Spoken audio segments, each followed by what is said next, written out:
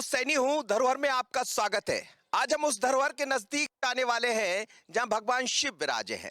वैसे तो शिव के कई मंदिर हम आपको दिखाते रहते हैं, अलग अलग स्थानों पर पहुंचते हैं, कई किलों की बात करते हैं, लेकिन इस बार बहुत अलग यात्रा है, क्योंकि यहाँ भगवान शिव जहाँ विराजे हैं वो नीलकंठेश्वर रूप में है और उसके पीछे की कहानी बड़ी अलग है। ये उदयपुर है। यहाँ के मंदिर को उदयादित्य ने बनवाया था, लेकिन उसके पीछे और क्या छिपा है? तो चलिए आज यात्रा करते हैं धरोहर में नीलकंठेश्वर मंदिर की और समझते हैं यहाँ के इतिहास को, यहाँ की पुरानी गाथाओं को, कि आखिर मंदिर किसने बनवाया, कैसे बना और इसके पीछे और क्या-क्या जुड़ा है। तो चलिए मेरे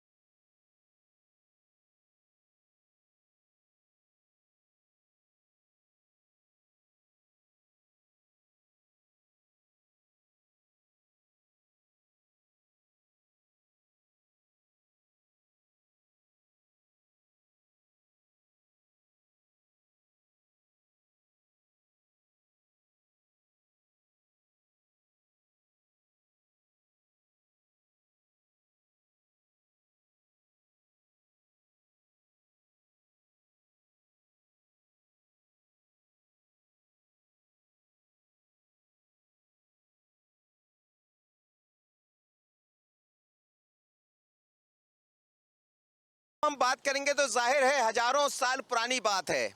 और उस दौर में जब हम जाएंगे, जरा पीछे झांकने की तरफ कोशिश करेंगे, तो समझ आएगा कि कैसा रहा होगा जब उदयपुर का मंदिर बना होगा। ऐसे रास्ते में कई नदियां पड़ती होंगी जो कल कल बहती होंगी। अभी भी दौर चूंकि बरसात का निकला है, तो जाहिर है कि नदियां अभी सवाब पर हैं। आप देखिए अभी भी नदी बह रही है। ये क्योटा नदी है और ये क्योटा नदी का भी अपना एक इतिहास रहा। लेकिन एक दौर था जब यहाँ जंगल रहा करते थे। उन्हीं जंगलों के बीच से राजा जब यहाँ पहुंचे होंगे, तब उनके मन में एक कल्पना हुई होगी भगवान शिव के मंदिर बनाने की।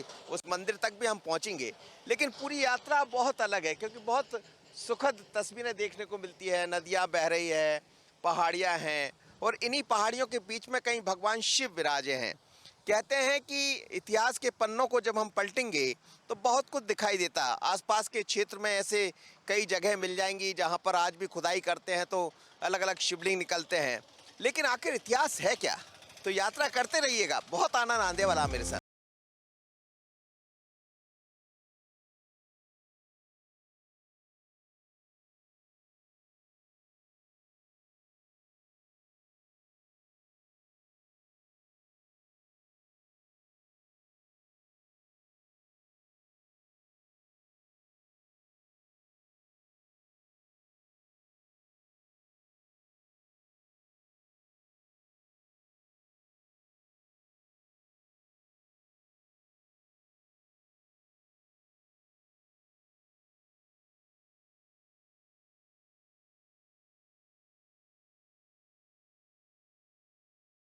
मंदिरों की बात करते हैं या किसी किले की बात करते हैं तो ये कहा जाता है कि अलग तरह के शिल्पकार रहे होंगे। यानी ये तो पता है कि जो बनाने वाले हैं स्वाभाविक रूप से वो शिल्पकार होंगे, लेकिन ये अनूठा ऐसा मंदिर है जहाँ शिल्पकार भी बैठा हुआ है। और आप देखिए, ऐसा कहा जाता है कि जो ऊपर आपको शिखर के नजदीक दिखाई जो व्यक्ति दे रहा है, ये वही शिल्पकार है जिसने मंदिर की कल्पना की, जिसने मंदिर को बनाया। कहा यह जाता है कि राजा उदयादित्य ने ये कहा कि एक रात में ये मंदिर बन जाना चाहिए और सूर्य की किरण यदि निकली तो फिर आप वहीं रुकना पड़ेगा आपको। और स्थिति वही बनी कि मंदिर तो पूरा तैयार हो गया, लेकिन मंदिर तैयार होते होते जैसे ही जो शिल्पकार था वो नीचे उतरने का जब सोच रहा था, तो ऐसा कहते हैं, ऐसी किंवदंती है, ये सब किंवदंतियां हैं जो पढ़ने में मिलती है। इतिहास के पन्नों को जब पलटते हैं तो पढ़ाई में नजर आती है। लेकिन ऐसा कहा जाता है कि जब अ, मंदिर पूरा तैयार हो गया और जो शिल्पकार था वो नीचे आना चाह रहा था, लेकिन उसी बीच सूर्य की किरण निकल आई। और सूर्य की किरण निकली तो जो कहा गया था कि पत्थर के बन जाओगे, तो आज भी जो मेरे पीछे जो व्यक्ति बैठा है वो वही शिल्पकार है जिसने इस मंदिर को बनाया था। और पहली किरण आने के कारण वहीं रह गया, वहीं बैठा रह गया। यानी ये कह सकते हैं कि इस मंदिर को बनाने वाला शिल्पकार खुद आज इस मंदिर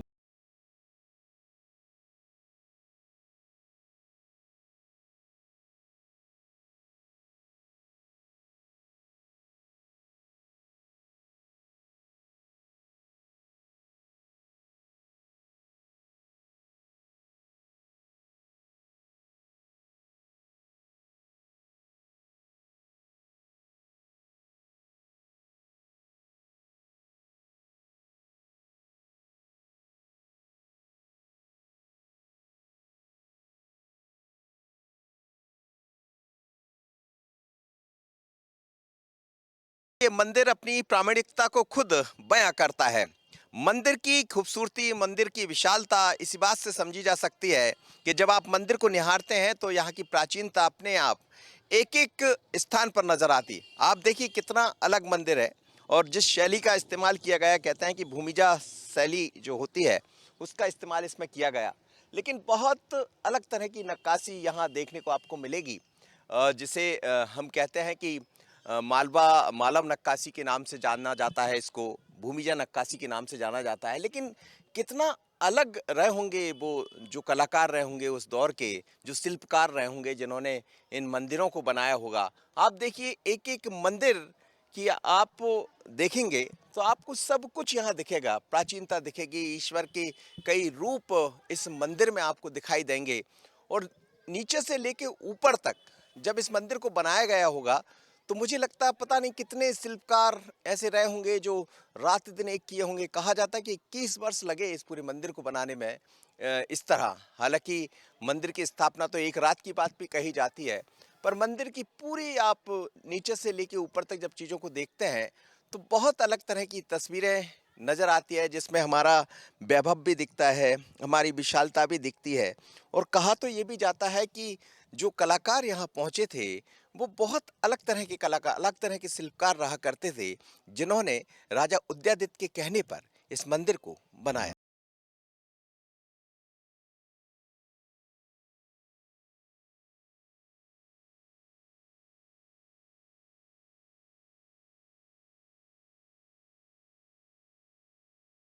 पहुँचते हैं तो मंदिर में भगवान के कई रूप दिखाई देते हैं। कुछ रूप तो ऐसे हैं जिन्हें दिखाना आज शायद आपने भी नहीं देखे होंगे। आप देखिए भगवान शिव के अलग-अलग रूपों को आप देख सकते हैं, लेकिन पीछे की तरफ आप देखेंगे तो भगवान का एक और अलग रूप दिखाई देता है। और इस रूप में नंद किशोर के जैसे भगवान का जो रूप है वो दिखाई देता है। तो अलग कितनी सुंदर नक्काशी की गई है। और आप देखिए ये सब शिव के स्वरूप है, शिव के रूप है। कई रूपों में आप यहाँ शिव के दर्शन कर सकते हैं, शिव को देख सकते हैं। और इतनी बारीक नक्काशी की गई है, जो पिलर है जिन्हें कहा जाता है उनके ऊपर भी आप देखें इतनी बारीकी से नक्काशी की गई है कि कैसे इनको बनाया गया है, सोचकर मन अचंभित हो जाता है। आप देखिए ऊपर से लेकर नीचे तक पूरा मंदिर जब आप देखेंगे, इसका ये मुख्य द्वार है। मुख्य द्वार में वास्तु का पूरा इस्तेमाल किया गया, यानी वास्तु कैसा होगा। नीचे की तरफ भी आप देखेंगे तो कछुआ की जो आकृति होती है वो आपको बनाया गया है। वैसे भी कहते हैं कि कछुआ जहाँ भी मंदिर होगा वहाँ आपको कछुआ का एक रूप दिखाई देगा। और वही सब चीज़ें हैं मंदिर में। मेरे साथ इस वक्त यहाँ के पंडित जी भी मौजूद हैं। पंडित जी, मंदिर बहुत प्राचीन है, लेकिन ये भगवान नीलकंठेश्वर विराजे हैं, इनके बारे में क्या कहा जाता है? जी, इनको कहा जाता है नीलकंठेश्वर उदयेश्वर मंदिर। सुबह जब सूर्य उदय होता है तो सूर्य की पहली किरण हमारे भगवान शिव पे पड़ती है। और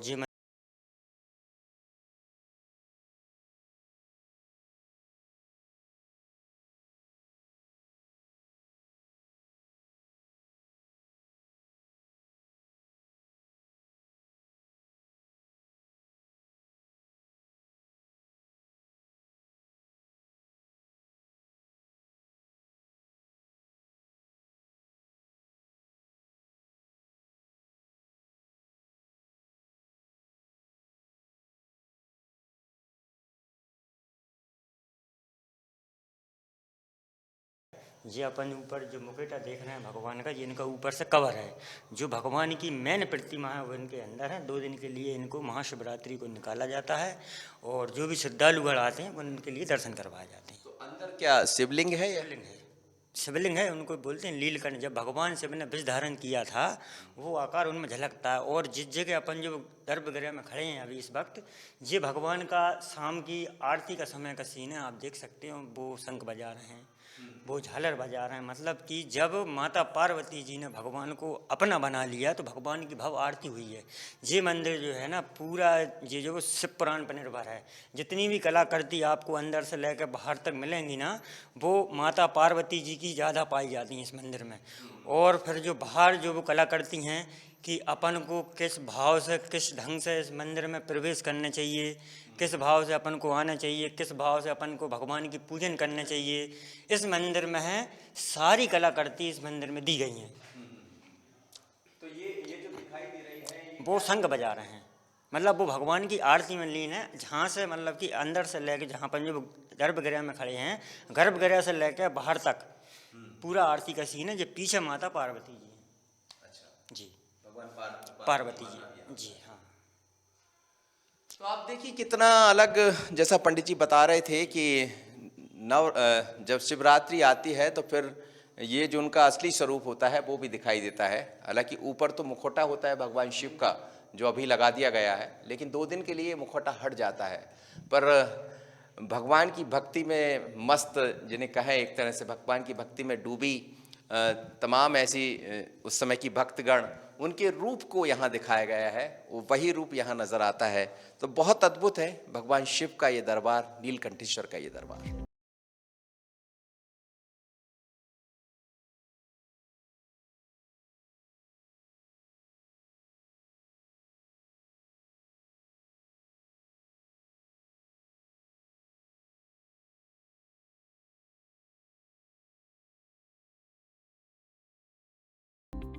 मंदिर के बारे में कई बातें कही जाती है। ऐसा कहा जाता है कि आज भी भगवान शिव के दर्शन स्वयं सूर्य करते हैं। यानी जब सुबह सूर्य की पहली किरण निकलती है तो इसी द्वार से आती है, जिस द्वार के सामने मैं खड़ा हूं।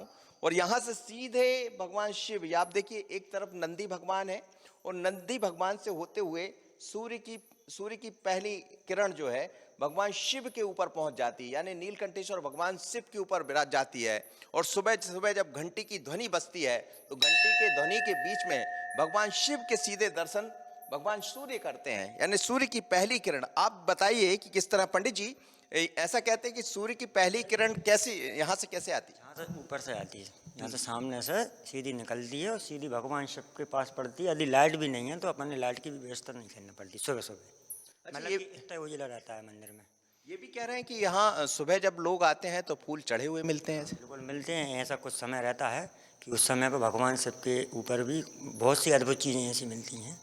जैसे फूल भाई, बेलपत्री भाई मिल जाती है। अपने आप चढ़ी हुई मिलती बिल्कुल मिलती हैं। यहाँ से हम शाम को आरती करके जाते हैं यहाँ से भगवान को, तो सुबह जब आते हैं तो बिल्कुल पूरा सब साफ सफाई करके ही जाते हैं यहाँ से। है। तो जब आते हैं तो फूल और हाँ बिल्कुल फूल चढ़ा हुआ मिलता।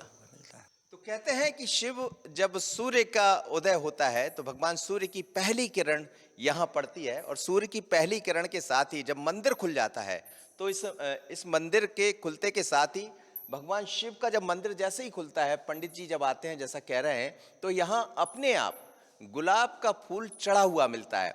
ऐसी ही कुछ किंवदंती मैहर के बारे में भी कही जाती है, लेकिन यहाँ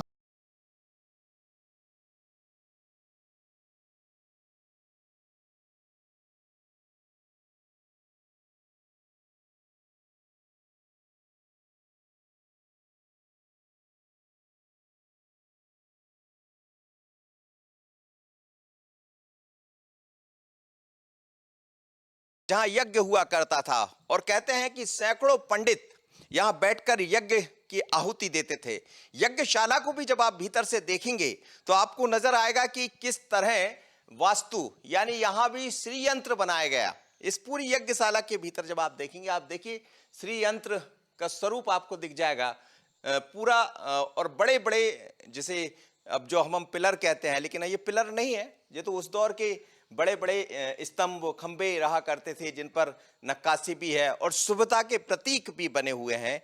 चाहे हम कलश की बात करें या फिर पिरामिड की बात करें, और उसी बीच में आप देखिए हर जगह ऐसी तस्वीरें जरूर है जहां भगवान शिव को एक तरह से स्वागत के लिए जो द्वारपाल होते थे उनको आप देख सकते हैं। लेकिन इसमें जब आप देखेंगे तो ये पूरा देखिए, आप ऊपर ऐसा लगता है जैसे श्री यंत्र के नीचे बैठकर हवन होता होगा।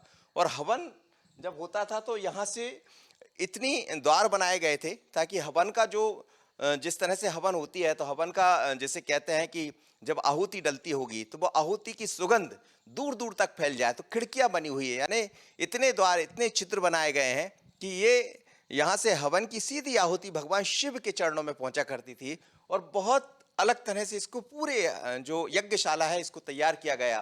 तो यज्ञशाला के बाहर मैं एक दूसरे दरवाजे से आया, लेकिन जैसे ही मैं घूमूंगा तो आप सोचिए कि एक तरफ भगवान, देखिए आप यहाँ से मेरे ठीक पीछे नंदी दिखाई देते हैं और नंदी के ठीक पीछे भगवान शिव नीलकंठेश्वर विराजे है। और जहाँ यज्ञ जब करते होंगे पंडित पुजारी, तो उसकी यज्ञ की ध्वनि भी यहाँ अलग तरह की सुनाई देती होगी। यानी सब कुछ आप देखिए, मैं उस द्वार से आया और अब इस द्वार तक आ गया, यानी मेरे पीछे भगवान शिव स्वयं नजर आ रहे हैं।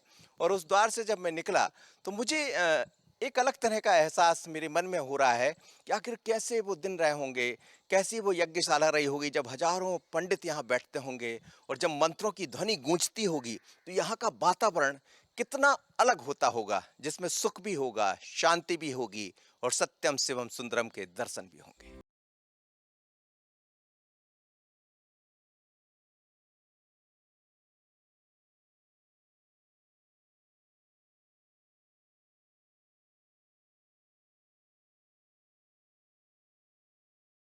बनाने वाले जो कलाकार रहे हैं, जिन्हें हम अलग अलग चीजों के नाम से जाना जाता है, लेकिन आप देखिए आज आप किसी मंदिर में जाते हैं तो कहा यह जाता है कि उस मंदिर का जल आपके पैरों में ना आए। पर आज तो कई मंदिरों के बाहर ये देखने को मिल जाएगा।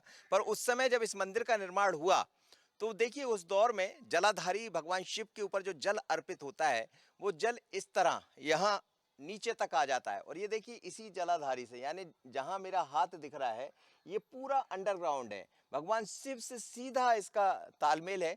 और यहाँ आकर नीचे जमीन में भूमिगत ये जल हो जाता। तो एक एक मंदिर की जो शिल्प कला है, यानी यहाँ का निर्माण जब हुआ मंदिर का, जो वास्तुकार लोग थे जिन्होंने इसको मंदिर को बनाया होगा, कल्पना देखिए कितनी अलग थी उन लोगों की। आज भी इस कल्पना को कर पाना बड़ा कठिन होता है कि पत्थर में ही भूमि तक जल पहुंचा दिया। नक्काशी भी है, खूबसूरती भी है। और उसी से गंगा का जल प्रवाहित पैरों में नहीं होना चाहिए, वो धरती माँ में समा जाए, पृथ्वी में समा जाए। और इसीलिए सबसे पहले पूजा पृथ्वी की होती है और वो जल से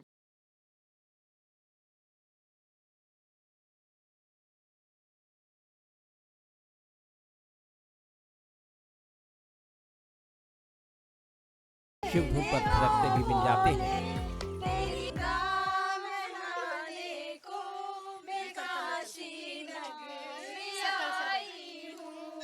तेरे डमरू की धुन सुन के मैं काशी नगरी आई हूँ। सुनो उसी गौराज से मिलने मैं काशी नगरी आई हूँ। लेकिन काशी नगरी नहीं, बल्कि ये भगवान शिव का नीलकंठेश्वर का धाम था। बड़ी अलग यात्रा रही और यात्रा करते करते जब भगवान शिव की धुन में ये तमाम सारे लोग झूमते मिल जाए, ईश्वर की भक्ति की आराधना करते मिल जाए, तो फिर ऐसा लगता है कि सब कुछ है। यहाँ कहाँ से आए आप लोग? हम लोग यहीं पास में गंज बासुदा से आए हैं। बड़े भगवान शिव को खूब याद कर रहे हैं आप।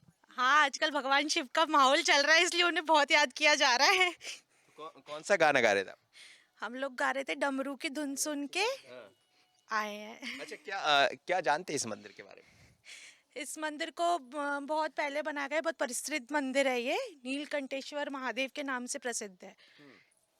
और आप क्या जानती? इस मंदिर को एक ही रात में बनाया गया था और एक जो आदमी था बनाने वाला, वो शिखर के ऊपर देखा जा सकता है। अभी है जो सुबह होने के कारण वहीं रह गया, पत्थर की मूर्ति बन गया। अच्छा, आजकल शिव की बहुत बात होती है, मंदिरों की बात होती है, शिव के बारे में क्या जानती हैं आप? शिव हमारे आराध्य हैं जो मतलब वैराग्य के लिए जाने जाते हैं, वैराग्य से जुड़े हुए हैं। वो शांति ज़्यादा रखते हैं, मतलब शांति का माहौल रखते देखने हैं। में उनका रूप बहुत भयानक लगता है कि बहुत क्रोध आता होगा उनको, बट सबकी मनोकामना बहुत जल्दी सुनते हैं शिव जी। इसलिए सब लोग शिव जी के पास अपनी मनोकामना लेके आते हैं और वो सारे काम पूरे भी होते हैं। आप लोग क्या मनोकामना लेकर आए? मैं तो अपना बोल सकती हूँ कि मैं ये चाहती हूँ कि मुझसे जुड़े लोग, मेरे परिवार के लोग और जो भी यहाँ श्रद्धालु दर्शन के लिए आते हैं, उनकी जो भी मनोकामना, जो भी प्रार्थना हो, वो भगवान स्वीकार करे। और महादेव को, नीलकंठेश्वर महादेव को इसलिए नीलकंठेश्वर कहा जाता है क्योंकि उन्होंने अपने कंठ में जो अमृत मंथन के दौरान जो विष निकला था उसको धारण किया था। और वो महादेव भोले हैं, बैरागी हैं, त्यागी हैं, परंतु वो शिव शक्ति त्याग तीनों का मिश्रण है। और इसलिए हम लोग बहुत मानते हैं और मैं भगवान शिव को बहुत मानती हूँ क्योंकि मेरा जन्म मंडे के दिन, मतलब सोमवार के दिन हुआ था और मेरी माता ने 16 सोमवार व्रत किए थे जब मैं हुई थी, तो मैं बहुत मानती हूँ। और हर हर महादेव। हर हर महादेव। हर हर महादेव। हमारी धार्मिक यात्रा पूरी हो रही थी। भक्तगण जयकारे में मस्त थे और हम अब अगले पड़ाव की तैयारी।